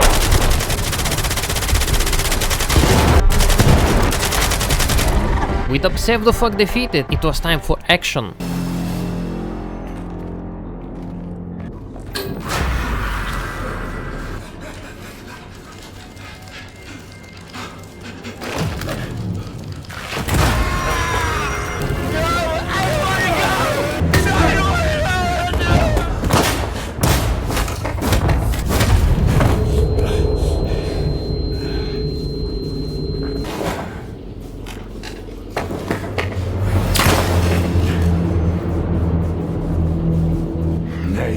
I'm not looking to make friends. My name Jeff. You got some serious friends here. And finally, we meet the man himself, Strelko from John Chernobyl. He reveals that Dark was a S.T.A.L.K.E.R agent programmed to kill him, but what motivated Skiff? Block. When Strelok hears that Skiff is working for Spark, he says they're full of shit. Scar is trained to follow orders. Without clear sky, who is he answering to now? Strelok then shares his own motivation. He wants the zone to be left alone. Whatever Scar and Korshunov yap about is just for show. They simply wish to control the zone. Skiff shares that he learned from Doc about X3, but it seems that S.T.A.L.K.E.R and Doc don't get along anymore. When asked what Skiff knows, he tells S.T.A.L.K.E.R about the representative in Malachite. According to S.T.A.L.K.E.R, Seacon is dead. He killed them. Whatever Skiff saw was an induced illusion from psi radiation or vodka. Everything from the physiograph to the Scorcher to the monolith, even the Shining Zone, is nothing but illusions to manipulate people. And Skiff is even offered to witness the Shining Zone firsthand. And it's right there, past the lab. Are you a peaceful oasis? It's almost too good to be true. Because it's not. Male pattern baldness man appears again, saying how he realized that the zone can't be true to herself as long as someone keeps trying to use her to brainwash us. But he doesn't quite know who this someone is. His next move is to find the Stalker program control center, but he denies help, just reminding Skiff that Ward and Spark are his enemies. The devs really wanted you to know that. Wink wink. That's how you get the S.T.A.L.K.E.R ending. Moving along past the burned forest is the place that the doctor originally sent me to get to. It was relatively quiet, minus the gang of Albanians wandering through the basement. I headed into the control room and inserted the cartridge, and well, it was time to step into the pod. Skiff's head was instantly filled with visions, Strider's visions, and soon he was in front of me. I chose to be truthful to him. You're dead, Strider. Then I'm no more. But the experiment, tell me we made it in time. We were too late. What happened to my men? Under control of the monolith. I'm sorry, Strider. May 2012. The military is storming the CNPP. Southeast 180. That was the day the sea fields were turned off. Suddenly, the voice of the monolith was gone. I felt as if I was awakening from a years-long coma. And through the scope, I saw an unknown soldier. He was not my enemy, Skiff. It's an empty cartridge casing. Reminder from that day. I genuinely believed that I would never be a puppet again. I'm sorry, brothers. We have failed. And forgive me for everything you must do now. It was a worthy try, Skiff. Thank you. Stay strong. That sure was something. But upon awakening from the schizophrenic dream, the schizophrenic Robin Hood appeared in front of the pod. Scar says he noticed Skiff talking to somebody. Skiff answers it was Strider, but Scar is a fucking moron. He is now convinced there is life beyond the noosphere, but Skiff believes it's more of a mind prison than afterlife. Scar tries once more to convince Skiff of the Shining Zone. No Tarkov, no Gamma, just 12-hour shifts at the steel factory. But Skiff denies being part of this. All mods are to be experienced, even the slop. But Scar didn't seem to like that, locking Skiff in the pod. But Skiff breaks out. Unconveniently, not a single fucking sparkler was looking at him. It was time to deal out some vengeance and get out. Once out, Skiff is contacted by S.T.A.L.K.E.R. He has an idea how to find the Stalker control center. They are connected to a tropospheric communications point. The fucking what? So I went in there and tried the front door, showing them my cool. I see. A second later, the entire base was on alert, all armed to the teeth, but I got a doorway and a lean button. And well, I'd say special awareness advantage. Pushing further up, I found a big red button and a very welcoming seat. What? This channel sucks, I don't wanna look at bald men. Hello everybody, my name is Markiplier and Good. Apparently, the screens are showing what the Dark, or well, his remains, are seeing. S.T.A.L.K.E.R, shut the fuck up! S.T.A.L.K.E.R managed to track the Stalker program signal to the Pripyat catacombs, but he is still wondering what the world wants to do with such technology. Skiff needs to get out of there, and oh wow, a cutscene. Oh wow, Skiff is wielding just a PM. Oh wow, he is outgunned. Oh wow, is that a fucking grenade?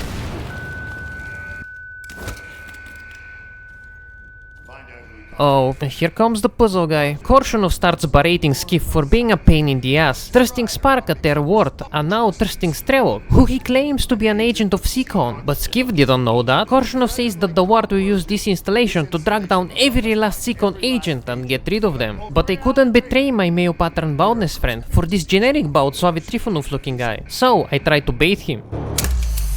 But it didn't exactly go according to plan. Bold move.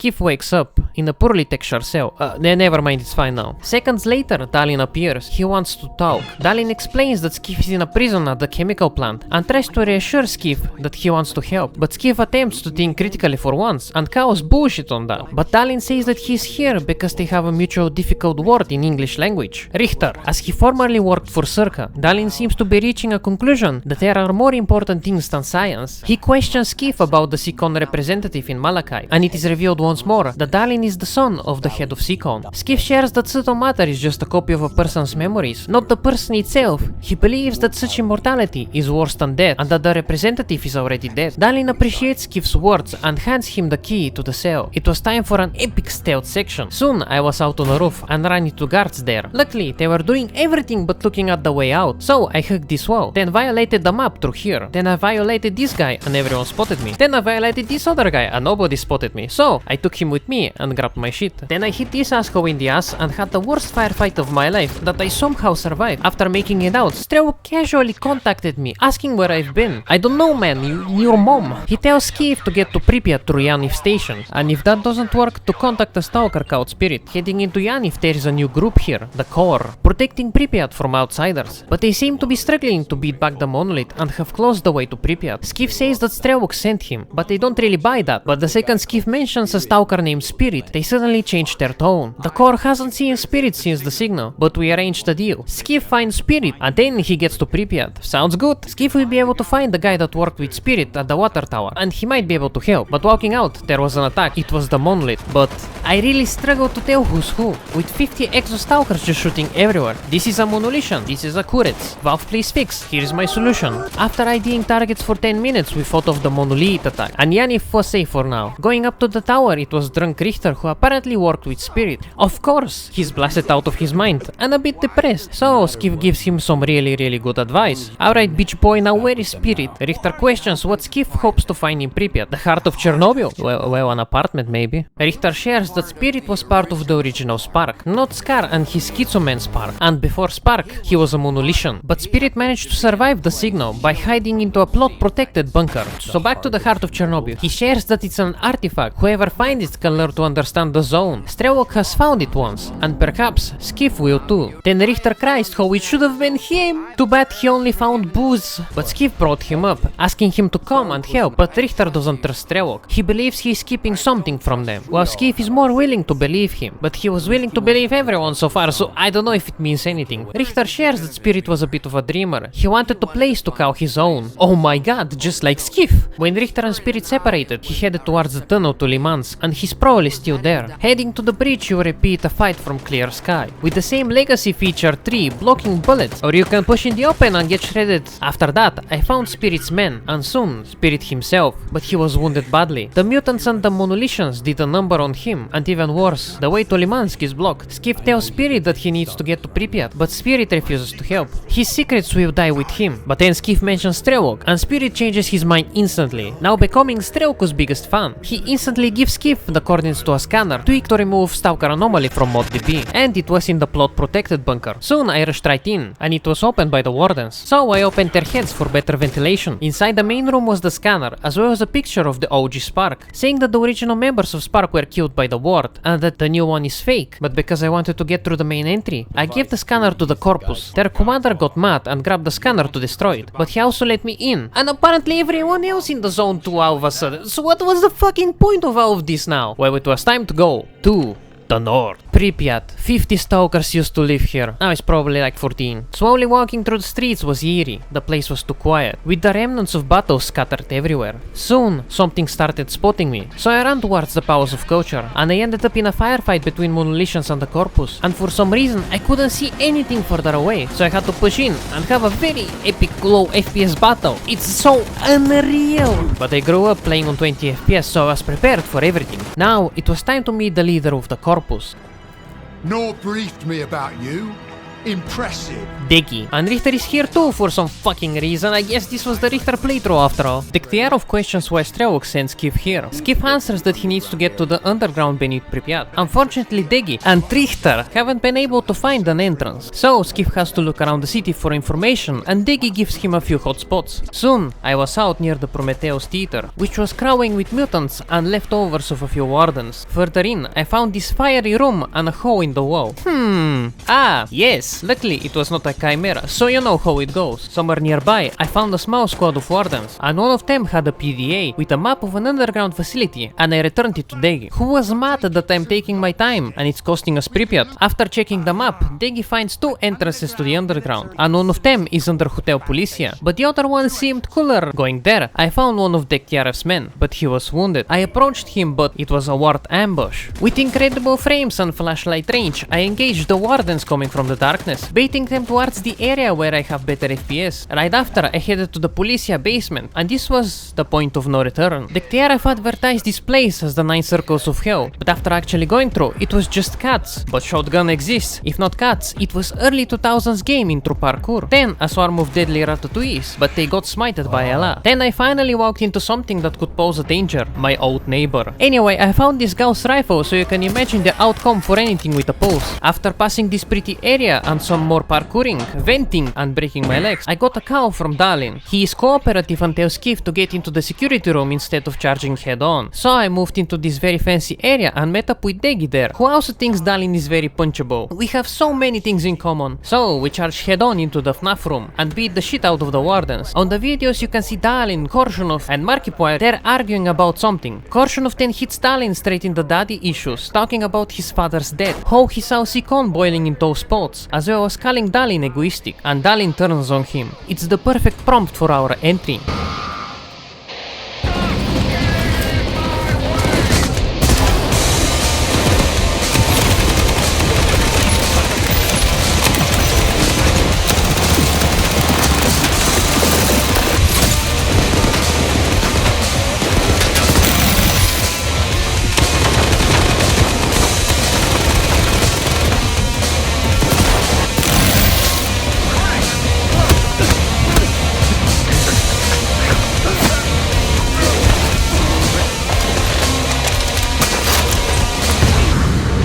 What you're seeing is advanced warfare.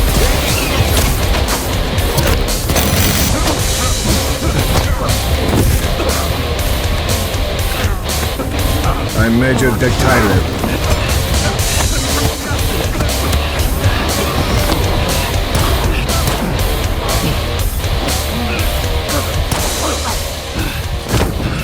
Korshunov is dead. You can get up now, Degi.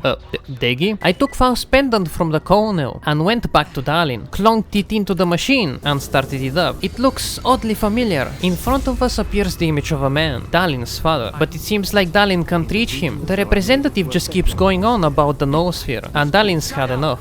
Shut the fuck up! Must be erased, destroyed, eradicated. I want it wiped out forever, without a trace, without pity. This can only go well.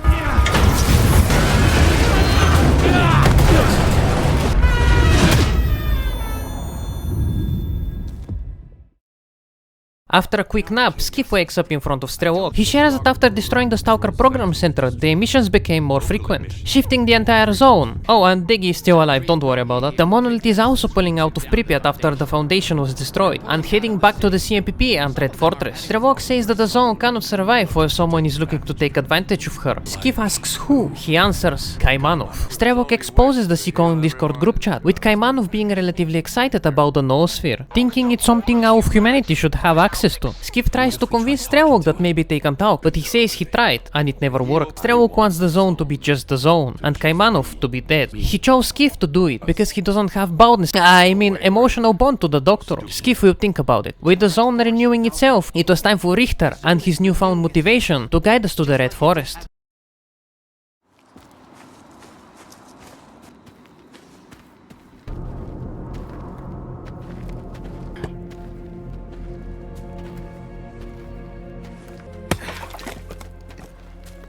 You're back. The monolith is no more, and yet its cause lives on. The greatest temptation is trying to control something we do not fully understand. But what do we do when faced with the truly inexplicable? Perhaps all the zone really needs is outcome. Perhaps the time has come to let her choose her own destiny. And then, what happens? A tragedy most horrible or a joy most profound. No one knows what the zone truly desires. The zone is not sentient. And yet has a big heart, one that craves freedom and the death of her tormentors. That's what S.T.A.L.K.E.R wants.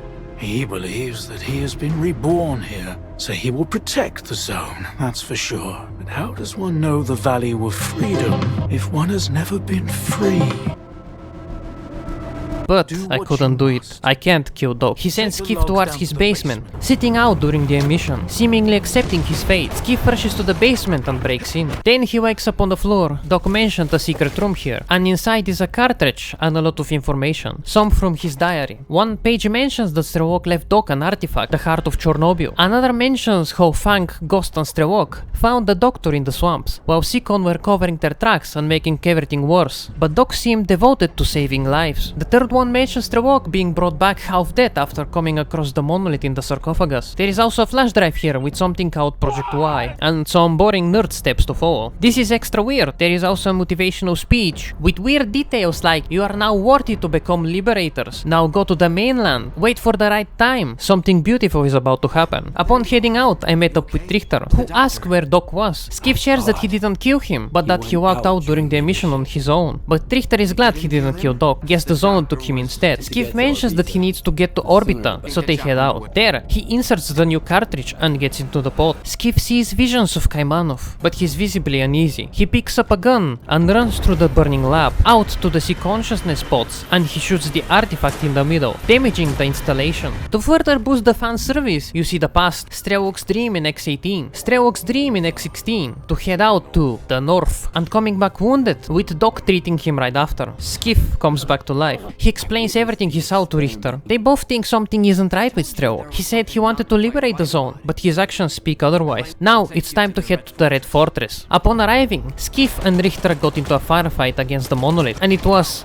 fucking brutal. Richter isn't exactly a very good fighter, and I pretty much had to do it all alone. Then we hid in this container, but Richter was wounded, and I guessed it's brain damage. Right after, Skiff and Richter have a bit of back and forth on how each one of them did a pretty good job. Richter is a great guide, despite his biggest fears. Richter believes Skiff is the only one who can truly save the zone, as he is the only one that hasn't made up his mind about what he wants the zone to be. Skiff has a realization. Anomalies is actually a pretty shitty mode. Pushing further up, the munitions were all over the construction site of the Red Fortress. But with some effort, I was able to start pushing the plank, but they were all around, above and behind. Eventually, I got to the roof, and now the monolith was free game. It was still challenging to get past through all the munitions, with poor visibility and this weird ass time sewing anomaly. But this is why shotguns were made. Eventually, I was on the final stretch. Then I found him, Mayo patterned baldness man, the pretty stranger. It was him all along. Skiff confronts him about Kaimanov, but S.T.A.L.K.E.R is too far gone. Being stuck in a balding state all those years turned him into an overly protective zone beater. The zone couldn't be free with the doctor still alive. She gave him a new life, and he'll always protect her. Skiff says the zone can protect herself, but how S.T.A.L.K.E.R hears is the good doctor talking. S.T.A.L.K.E.R trusted Doc. They were close to unveiling the secrets of the zone together, but he only used him to atone for his own sins. But Doctor saved his life, and S.T.A.L.K.E.R didn't even thank him for it. Every time he went to the north, he was only thinking about himself.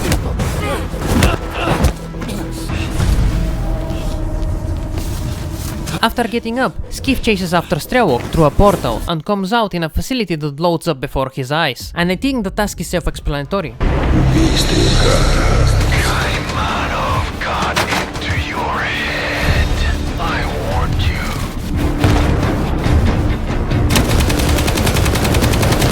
Fast as fuck.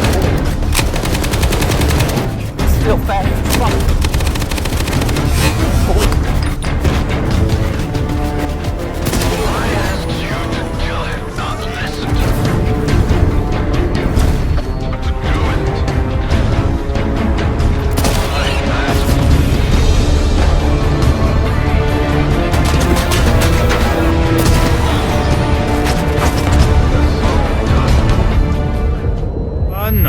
What the heck? Zone is my life. I'll protect the zone.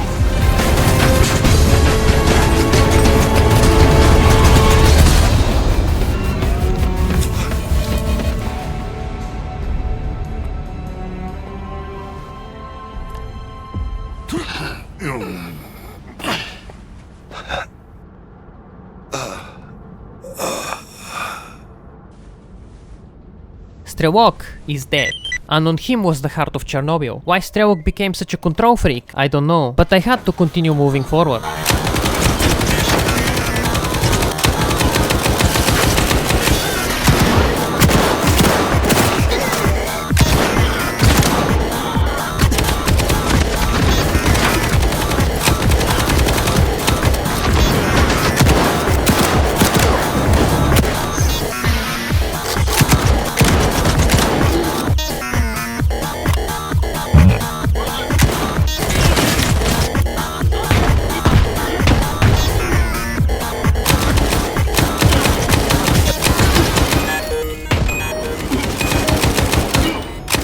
Eventually, I made it into the neuro laboratory, and this was the room where our S.T.A.L.K.E.R agents were made. All these human lives wasted serving one purpose, to protect S.T.A.L.K.E.R. Eventually, Skiff runs into S.K.E.R. Poor Scar. Oh man, he has lost his marbles. A fellow of infinite jest, of most excellent shit. And now, how abhorrent it is. My lord rises. Where be your jars now? Your gambles, your verses. Prithee, Skiff, tell me one thing. Do you think the representative shit? I guess. And smelt? Ah, what a miserable shish, Skiff. The representative shit. The representative turns to shit. The shit, the shish, the come. Who's to say that come won't think? Actually, when I think about it, this is pretty normal for him. Then S.K.E.R does the big review. He's not S.K.E.R. The memories of a stalker called Marshall were transported into his head. This is why he thinks of himself as a sparkler. Marshall was one, and now S.K.E.R is neither him nor Marshall. His dreams are shattered, there is no shining zone, and he has a breakdown over it. I've lost my head for this cause, along with all in him. On the ground he leaves a PDA. On it is Marshall's dialogue that S.K.E.R reenacted back in the Wild Territory. It was Marshall's memory all along, but where is what remains of the real S.K.E.R? And who the fuck is Marshall? Maybe we won't find out.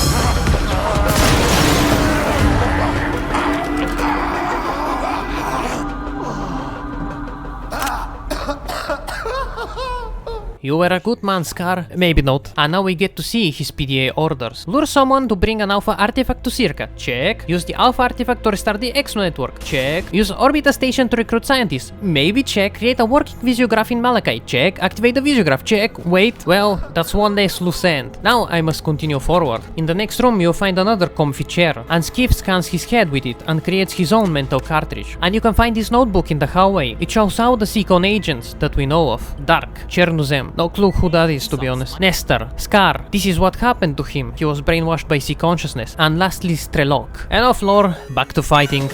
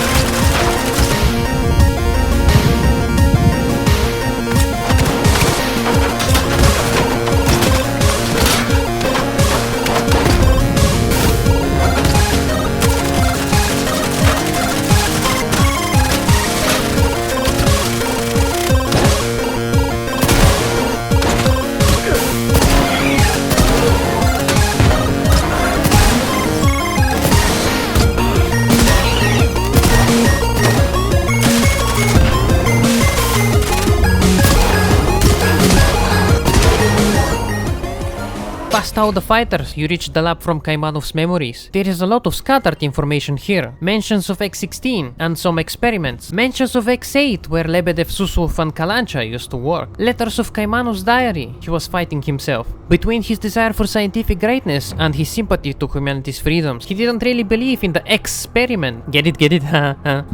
Fucking kill me. There are even plans on how to operate Sikon's machine. Oh, wait. Skiff, my man, where are you going? Skiff enters the pod and he sees visions of the past, of his whole journey, of everything he did to reach where he is now. All that pain and suffering, just for some lab rats to play God. But I guess he had something else planned. With anomalous activity appearing everywhere around the world, the zone was truly free. And what about Kaimanov?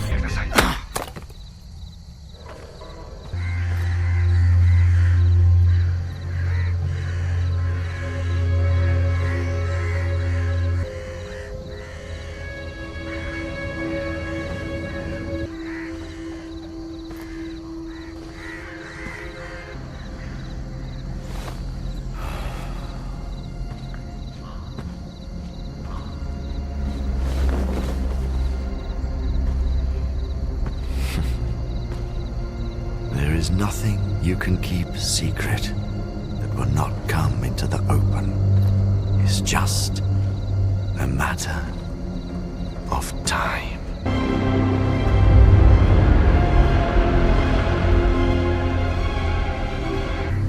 I used to serve the monolith blindly until she opened my eyes. To keep life's adventure going, one must embrace freedom. Such is the gift of the zone.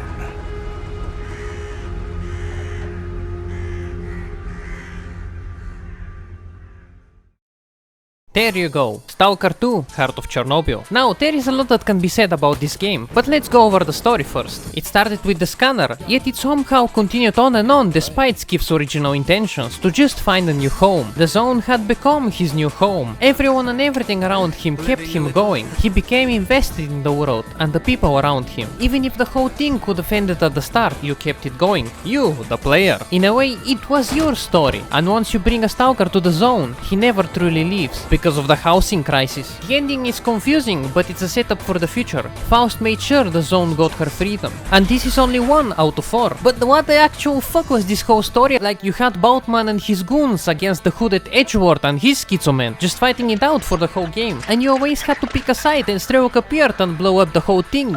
Then you blew him up too, and that's it? Duty and freedom were weakened and completely removed from the story for the first time in the Stalker game, just to be replaced by Erskine Duty and Freedom. Like, come on, man. And Noontide was introduced just to be removed like 2 quests later. Yeah, I guess it's sad. It's quite emotional. It shows you that good doesn't always prevail in the zone. And I don't really know how to feel about S.T.A.L.K.E.R not being the voice of reason, but just another cray-cray character trying to take advantage of the zone, despite ideally knowing how to make it best for everyone. And Skiff, a literal nobody who came into the zone a week ago just to find some employment, can just take down both S.T.A.L.K.E.R and S.K.A.R. Well, I guess there is more we don't know about Skiff. There was some small snippets of info that he was dealing with artifacts before this whole thing even happened. I really feel like this is not what GSC had in mind when making the game. They most likely changed a lot during the development, but this is the game that we have now. Well, the story may be kind of mid, leaving gaps that will probably be filled with DLCs, but watching the development process through this half a year, it honestly didn't turn out that bad. They added more realism to the zone, as well as more phantasmagorical bullshit zone stuff, and have since returned cut features. And this is a problem that I faced during the review. The game will change.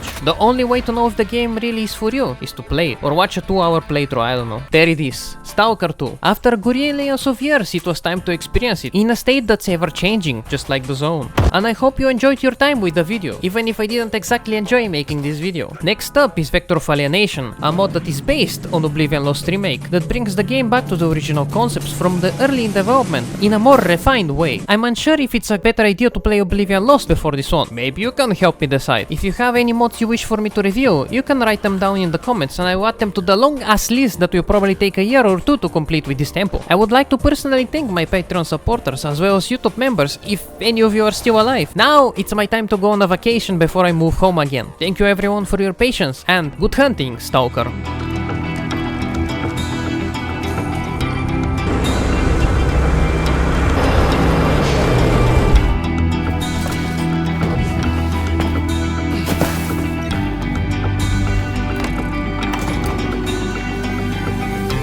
Cranking through anomalous activity. ST.A.K.E.R. Someone here!